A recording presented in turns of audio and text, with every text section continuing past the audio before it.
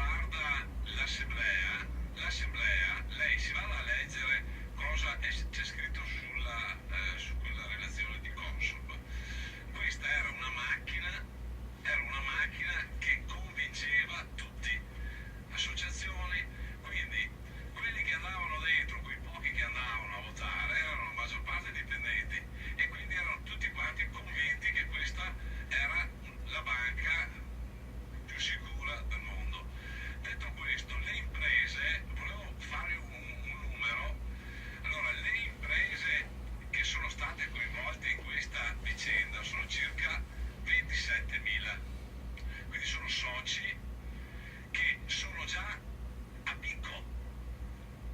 C'è gente ad agosto, 2 suicidi di 2 ragazzi imprenditori, uno socio Veneto Banca, uno Popolare Vicenza.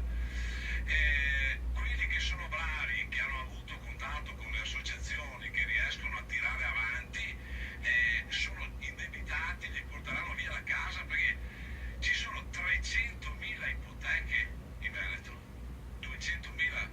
Popolari di Vicenza, 100.000 ipoteche che adesso se tutti assieme non riusciamo a capire cosa non è andato, cosa è successo, guardate che la crisi subprime del 2008 americana sono bazzecole, parliamo che qua andiamo 10-100 volte, cioè se noi,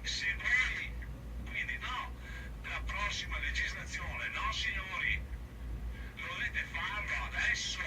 perché adesso che c'è la gente, io personalmente, noi non ce la facciamo più a sopportare sta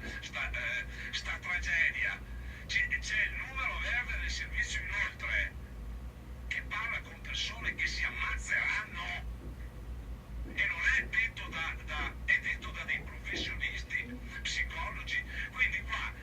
se c'è da capire, noi abbiamo le liste di quelli che non hanno pagato, ve li diamo noi, perché ci sono nella procura, senza che andate in cerca, perché ci sono migliaia, centinaia di migliaia di documenti, là ci sono già 3 punti, i scavalcati,